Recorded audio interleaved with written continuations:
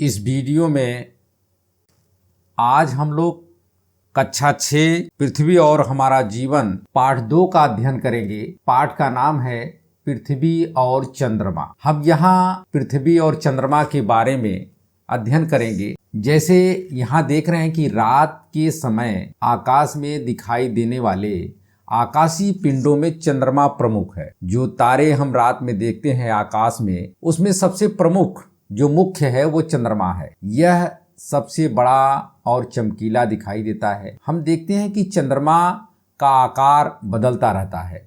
चंद्रमा एक सा नहीं रहता है। हमें कभी चंद्रमा छोटा, कभी बड़ा, कभी उसकी आकृति हंसिए की तरह दिखाई देती है। पूरा चंद्रमा होने पर इस पर दिखने वाली धब्बे जैसी आकृति हमेशा एक सी बनी रहती है। हम ये देखते हैं कि चंद्रमा कभी पूरा और कभी आधा, कभी छोटा, कभी बड़ा हमको दिखाई देता है। लेकिन इसकी जो धब्बे की आकृति है, जो इसमें धब्बा बना हुआ है, वो हमेशा हमको एक सा दिखाई देता है। यहाँ ये आप देख रहे हैं कि सूर्य आपको दिखाया गया है और सूर्य जो है, सूर्य का चक्कर पृथ्वी लगा रही है। सूर्य का चक्कर पृथ्वी लगा रही है और पृथ्वी का चक्कर चंद्रमा। ये एक आपको चित्र के माध्यम से दिखाया गया है। आइए जाने। हम ये देखते हैं कि अब हमको ये जानना जरूरी हो गया कि चंद्रमा क्या है और कैसा है, पृथ्वी से हमको कैसा दिखता है। चंद्रमा हमारी पृथ्वी का एकमात्र प्राकृतिक उपग्रह है। जिस प्रकार पृथ्वी अपनी धुरी पर घूमते हुए सूर्य की परिक्रमा करती है, उसी प्रकार चंद्रमा भी अपनी धुरी पर घूमते हुए पृथ्वी की परिक्रमा करता है। इसके साथ साथ चंद्रमा सूर्य की भी परिक्रमा करता रहता है। जहां आपने देखा कि आपकी पृथ्वी जो है वो सूर्य का चक्कर लगा रही है, सूर्य की परिक्रमा कर रही है, और उसी प्रकार चंद्रमा भी अपनी धुरी पर घूमते हुए पृथ्वी की परिक्रमा करता है। लेकिन इसके साथ साथ चंद्रमा सूर्य की भी परिक्रमा करता रहता है, यानी वह दोनों का करता है, सूरज का भी करता है और चंद्रमा का भी करता है। रात के आकाश में सबसे तेज चमकने वाले चंद्रमा का अपना कोई प्रकाश नहीं होता। चंद्रमा का कोई प्रकाश नहीं होता, यह सूर्य के प्रकाश से प्रकाशित होता है। आप देखते हैं कि रात में चंद्रमा जो है, हमको ऐसा लगता है जैसे चंद्रमा स्वयं प्रकाश दे रहा है। लेकिन यह जो प्रकाश हम देखते हैं वो सूर्य के द्वारा चंद्रमा को प्राप्त होता है। यह सूर्य के प्रकाश को परावर्तित करता है, जो हमारी पृथ्वी पर लगभग 1.25 सेकंड में पहुंचता है। इस प्रकार को चांदनी मून लाइट कहते हैं। यहाँ आप देख रहे हैं कि ये जो आप गोला देख रहे हैं ये चंद्रमा है और यह अंतरिक्ष से लिया गया, यह जो अंतरिक्ष से लिया गया चित्र है। आप यहाँ आगे देखिए कि चंद्रमा पृथ्वी से लगभग 3,84,000 किलोमीटर की दूरी पर है। इसका व्यास पृथ्वी के व्यास का 1/4 है। इसका मतलब हमारी पृथ्वी चंद्रमा से बहुत बड़ी है। पृथ्वी के अधिक निकट होने के कारण रात के आकाश में यह सबसे बड़ा और चमकीला दिखाई देता है। चूंकि चंद्रमा हमको इसलिए बड़ा दिखाई देता है कि चूंकि वो हमारे पृथ्वी के बहुत नजदीक है। हम लोग सोचते हैं कि जो तारे हैं वो छोटे हैं, तो ऐसी बात नहीं है। चूंकि चंद्रमा पृथ्वी के नजदीक है। चंद्रमा पर गुरुत्वाकर्षण बल पृथ्वी की तुलना में 6वां भाग है। कहने का मतलब ये है, आप यहाँ देख सकते हैं कि आइए समझें के रूप में दिखाई दिया लिखा है, आप पृथ्वी पर जहां खड़े हैं, चाहे आप अपने घर के सामने खड़े हों, चाहे आप विद्यालय में अपने खड़े हैं, वहां से एक छलांग लाइए। कहने का मतलब कि आप जो है, यदि जो है एक छलांग में 10 फीट जाते हैं, जितनी ऊंची छलांग आपने एक बार में लगाई है, उसकी 6 गुना ऊंची छलांग आप चंद्रमा पर एक बार में लगा सकते। कहने का मतलब यह है कि यदि आप एक बार में 10 फीट पृथ्वी पर कूदते हैं, तो उसी ताकत से, उसी शक्ति से एक छलांग लगाने पर आप 60 फीट चंद्रमा पर कूद सकते, यानी 6 गुना। चंद्रमा की गतियां, आइए हम जाने कि चंद्रमा की गतियां, उनकी गतियों के विषय में। जैसे चंद्रमा अपने अक्ष पर घूमते हुए 27 दिन 7 घंटे और 43 मिनट में पृथ्वी का एक चक्कर पूरा करता है। चंद्रमा हमारी पृथ्वी का जो चक्कर लगाता है, परिक्रमा करता है, वो अपने अक्ष पर अपने ही अक्ष पर घूमते हुए 27 दिन 7 घंटे और 43 मिनट में एक चक्कर पूरा कर लेता है। परंतु इस अवधि में पृथ्वी भी सूर्य की परिक्रमा करते हुए अपनी कक्षा में आगे बढ़ जाती है। ऐसा नहीं है कि जब चंद्रमा पृथ्वी की परिक्रमा करता है या चक्कर मारता है तो पृथ्वी नहीं चक्कर मारती है, बल्कि वह भी सूर्य की परिक्रमा करती रहती है और आगे बढ़ जाती है। इसलिए पृथ्वी पर किसी स्थान के ऊपर से पूरी पृथ्वी की परिक्रमा करके फिर उसी स्थान के ऊपर आने में चंद्रमा को 29 दिन 12 घंटे और 44 मिनट लगते हैं। इतने ही समय में चंद्रमा अपने अक्ष पर एक चक्कर परिभ्रमण पूरा करता है। इसी कारण हमें सदैव चंद्रमा का एक ही भाग दिखाई देता है। आइए इसे हम एक चित्र के माध्यम से और एक यहाँ जो बोतल दिखाई दे रही है, हम इसको जो है मान लेते हैं पृथ्वी, और ये जो बोतल है उस बोतल पर एक लेबल लगा सकते हैं और लेबल लगे बोतल को हम चंद्रमा मान लेते हैं। ये आप देख रहे हैं कि इसमें 4 बोतल दिखाई दे रहा है, लेकिन बोतल एक ही है। जैसे चंद्रमा एक ही है, लेकिन इसको समझाने के लिए, बच्चों को समझाने के लिए यहाँ 4 बोतल दिखाई दे रही है। जैसे कहा है कि एक बड़ी बोतल लीजिए जिस पर एक लेबल लगा हो, इस लेबल लगी बोतल को चंद्रमा मान लीजिए। ये जो आप बोतल देख रहे हैं उसको आप चंद्रमा मान। अब एक गेंद को पृथ्वी मानकर, यहाँ आप देख रहे हैं कि ये गेंद है, पृथ्वी मानकर बोतल को गेंद के चारों तरफ इस तरह घुमाएं कि इसका लेबल हमेशा गेंद की तरफ रहे। कहने का मतलब यह है कि आप जो है बोतल को ऐसा घुमाएं कि उसका जो लेबल है हमेशा गेंद की तरफ रहे। अब आप देखेंगे कि बोतल का लेबल गेंद की तरफ रखने के लिए आपको बोतल को बराबर घुमाना पड़ेगा। बोतल का इस प्रकार एक बार घूमना चंद्रमा द्वारा पृथ्वी की परिक्रमा के समय एक बार अपने अक्ष पर घूमने के समान ही है। यहाँ आप ये देख रहे हैं कि चंद्रमा अपने ही अक्ष पर, जैसे आप लट्टू देखते हैं, लट्टू जैसे घूमता है, लेकिन यह जो है घूमते हुए चक्कर मार रहा है। और आप इस देख रहे हैं कि यहाँ लेबल किस तरह से, यहाँ लेबल हुआ, फिर इसका लेबल ये भाग यहाँ से दिखाई नहीं दे रहा है। अब यहाँ हम देखते हैं कि चंद्रमा की कलाएं, फेज ऑफ मून, आपको प्रतिदिन चंद्रमा की अलग अलग आकार और रूप दिखाई देते। जैसा कि हम पहले भी बता चुके हैं कि चंद्रमा का आकार प्रतिदिन एक सा नहीं रहता। यह एक हंसिया जैसी आकृति से शुरू होकर हर रात बड़ा होते होते थाली सा गोल हो जाता है। इसके बाद यह घटना शुरू करता है और घटते घटते बिल्कुल छिप जाता है। इसके बाद यह फिर बढ़ना शुरू करता है और यह घटते घटते बिल्कुल छिप जाता है। इसके बाद यह फिर बढ़ना शुरू करता है और यह क्रम चलता रहता है। जिस रात चंद्रमा थाली सा गोल दिखाई देता है उस रात को पूर्णिमा, फुल मून कहते हैं। जिस रात चंद्रमा बिल्कुल दिखाई नहीं देता उस रात को अमावस्या, न्यू मून कहते हैं। एक महीने में एक बार पूर्णिमा और एक बार अमावस्या होती है। चंद्रमा के आकार में प्रतिदिन आने वाले इस बदलाव को हम चंद्रमा की कलाएं कहते हैं। अमावस्या से पूर्णिमा तक बढ़ते चंद्रमा के पखवाड़े को शुक्ल पक्ष कहते हैं। पूर्णिमा से अमावस्या तक घटते चंद्रमा के पखवाड़े को कृष्ण पक्ष कहते हैं। पृथ्वी के घूमने के कारण एक पूर्णिमा से दूसरी पूर्णिमा तक अपनी कलाओं को पूरा करने में चंद्रमा को 29 दिन 12 घंटे 44 मिनट लगते हैं।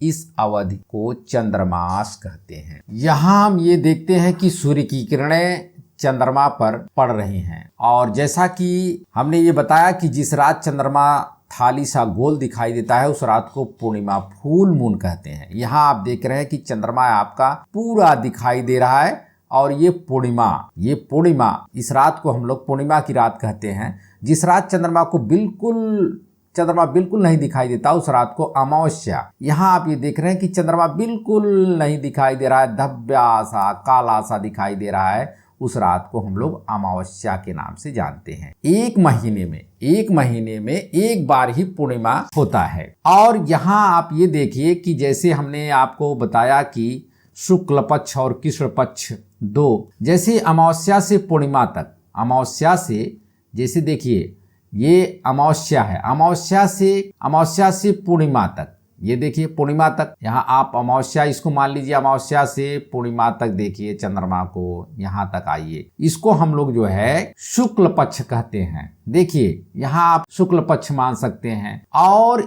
यहाँ से देखिए पूर्णिमा से, ये पूर्णिमा है आपकी, पूर्णिमा से अमावस्या तक घटते, यहाँ आप देखते हैं कि घटते क्रम में ये कृष्णाष्टमी यानी कृष्ण पक्ष, पृथ्वी की घूमने के कारण एक पूर्णिमा से दूसरी पूर्णिमा तक अपनी कलाओं को पूरा करने में चंद्रमा को 29 दिन 12 घंटे 44 मिनट लगते हैं। इस अवधि को चंद्रमास कहते हैं। अब आप जो है अपनी अभ्यास पुस्तिका में स्वयं द्वारा विभिन्न रातों में देखे गए चंद्रमा के आकार के चित्र बना सकते हैं। विशाल अंतरिक्ष एवं विभिन्न खगोलीय पिंड, चंद्रमा, सूर्य आदि हमेशा से हमारे मन में जिज्ञासा उत्पन्न करते रहे हैं। आधुनिक विज्ञान और तकनीकी के विकास ने मानव को अंतरिक्ष में झांकने और वहां की यात्रा करने में समर्थ बनाया है। झांकने का मतलब कि देखने का, अंतरिक्ष में जाने का। मानव ने अपने जो आधुनिक विज्ञान है, विज्ञान के द्वारा और नई नई तकनीकी नई नई खोजों से वहां तक मानव जो है पहुंच रहा है। शक्तिशाली दूरदर्शी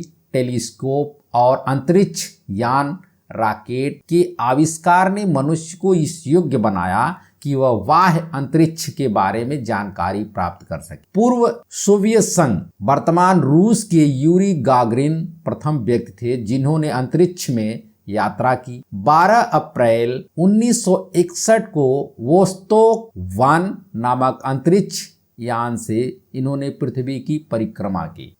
जो रूस के, वर्तमान जो रूस है, पहले वो सोवियत संघ के नाम से था, अब वर्तमान रूस है, उस वहाँ के एक वैज्ञानिक थे यूरी गागरिन, प्रथम व्यक्ति थे। पहली बार सबसे पहले उन्होंने अंतरिक्ष में यात्रा की और उन्होंने अंतरिक्ष यान से ही पूरी पृथ्वी की परिक्रमा की। रॉकेट की सहायता से मनुष्य चंद्रमा पर भी पहुंच चुका है। 20 जुलाई 1969 को संयुक्त राज्य अमेरिका का अपोलो 11 नामक अंतरिक्ष यान चंद्रमा पर पहुंचा। इस यान से जाने वाले नील आर्मस्ट्रांग प्रथम व्यक्ति थे जिन्होंने चंद्रमा पर कदम रखा।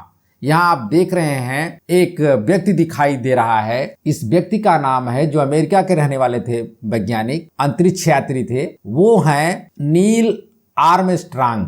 वो पहले व्यक्ति थे जिन्होंने चंद्रमा पर अपना पहला पैर रखा। उनके अन्य सहयात्री एडविन एल्ड्रिन एवं माइकल कॉलिंस थे। हालांकि उनके साथ 3 लोग थे, लेकिन पैर सबसे पहले नील आर्मस्ट्रांग ने रखा।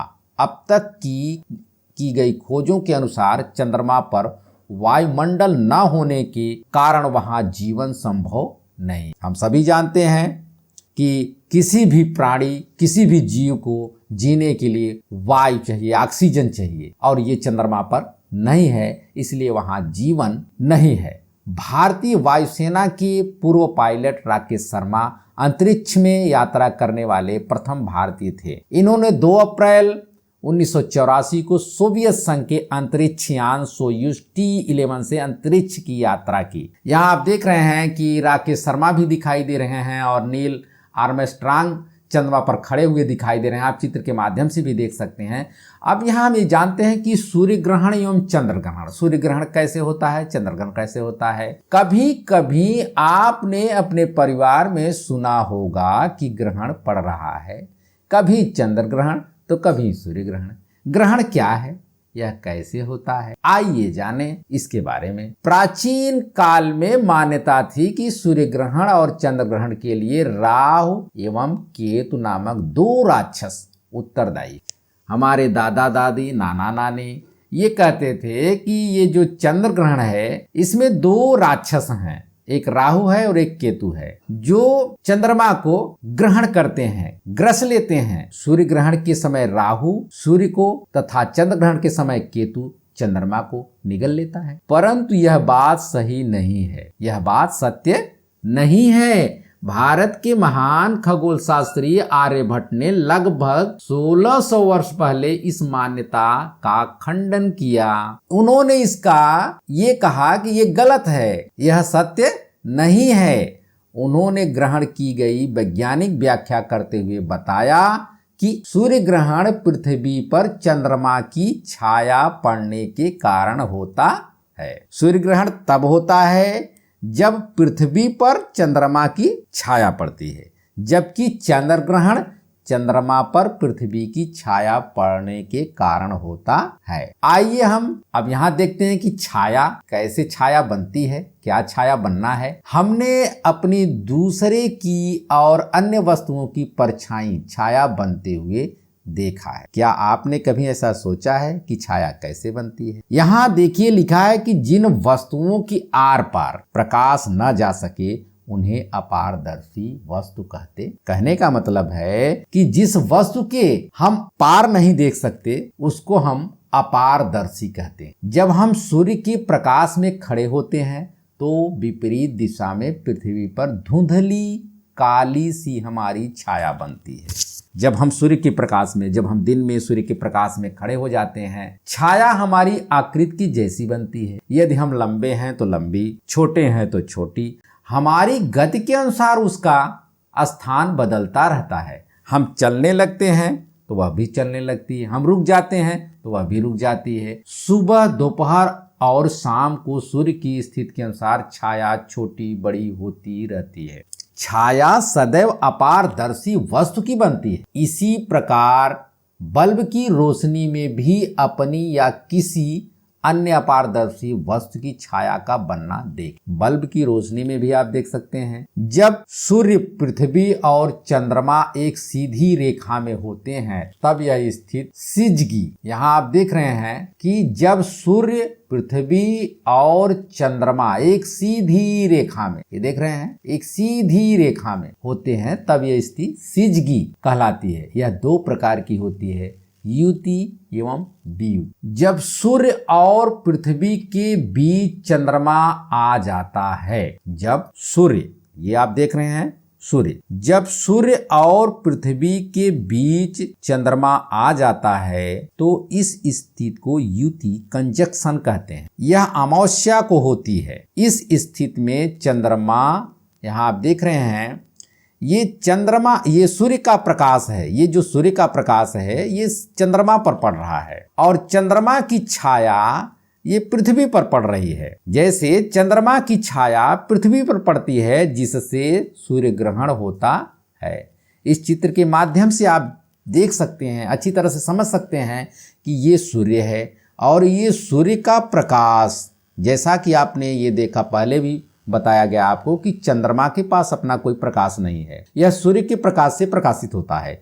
तो ये जो सूर्य का प्रकाश है ये चंद्रमा पर पड़ रही है, ये चंद्रमा दिखाई दे रहा है आपको और चंद्रमा का एक ही भाग आपको दिखाई दे रहा है जिसपे सीधे, और एक भाग जो पृथ्वी पर छाया, ये देखिए छाया बन करके जा रही है, पृथ्वी पर छाया पड़ रही है, तो जिससे सूर्य ग्रहण होता है। इसी प्रकार जब सूर्य और चंद्रमा के बीच पृथ्वी आ जाती है, ये देखिए, ये आप सूर्य देख रहे हैं, अब ये सूर्य का प्रकाश है और ये पृथ्वी पर पड़ रही है और इस पृथ्वी की छाया चंद्रमा पर पड़ रही है। यहाँ आप देख रहे हैं कि सीधे चंद्रमा, ये जो छाया है यहाँ पड़ रही है, तो चंद्रमा बिल्कुल, जिसको हम लोग अमावस्या की रात कहते हैं, यहाँ बिल्कुल काला सा चंद्रमा दिखाई देता है। यह पूर्णिमा को होती है। इस स्थिति में पृथ्वी की छाया चंद्रमा पर पड़ती है जिससे चंद्र ग्रहण होता है। और भी जानिए, वैज्ञानिकों के अनुसार सूर्य ग्रहण के समय सूर्य से खतरनाक किरणें निकलती हैं। ये किरणें हमारी आंखों के लिए हानिकारक हैं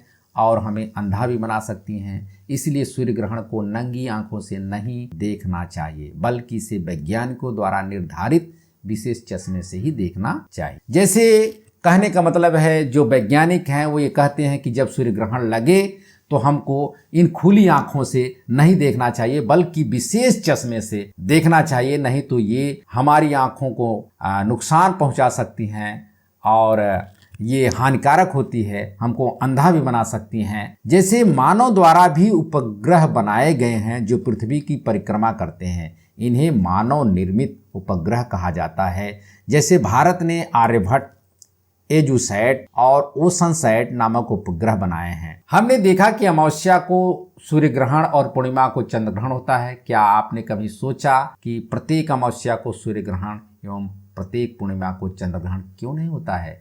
आइए थोड़ा सा इसके विषय में और जाने। पृथ्वी अपने अक्ष पर 23.5 अंश झुकी हुई है। चंद्रमा का कक्षा तल पृथ्वी के कक्षा तल से लगभग 5 अंश का कोण बनाता है। इस कारण पृथ्वी की चारों ओर परिक्रमा करते समय चंद्रमा 28.5 उत्तरी अक्षांश से लेकर 28.5 दक्षिणी अक्षांश के मध्य दिखाई देता है। इस कारण हर अमावस्या को चंद्रमा की छाया पृथ्वी पर नहीं पड़ती है। अतः हर अमावस्या को सूर्य ग्रहण नहीं होता है। इसी प्रकार हम हर पूर्णिमा को पृथ्वी की छाया चंद्रमा पर नहीं पड़ती है, अतः हर पूर्णिमा को चंद्र ग्रहण नहीं होता है। आइए यहाँ हम देखें, कुछ शब्दावली दी गई है। जैसे परावर्तन है, प्रकाश का किसी सतह से टकराकर इधर उधर बिखरना परावर्तन है। आविष्कार, किसी भी खोज, किसी वस्तु की खोज वैज्ञानिकों द्वारा की जाती है जो उसको हम आविष्कार के नाम से जानते हैं। पखवाड़ा, 15 दिनों की अवधि जिसे पक्ष भी कहते हैं, जैसे शुक्ल पक्ष, कृष्ण पक्ष। आकर्षण, खिंचाव, गुरुत्वाकर्षण, मानव निर्मित उपग्रह, पृथ्वी की परिक्रमा करने वाले वे उपग्रह जो मानव द्वारा बनाए गए हैं। अब इस वीडियो को हम यहीं समाप्त करते हैं। अगले वीडियो में फिर मिलेंगे। जय हिंद, जय भारत।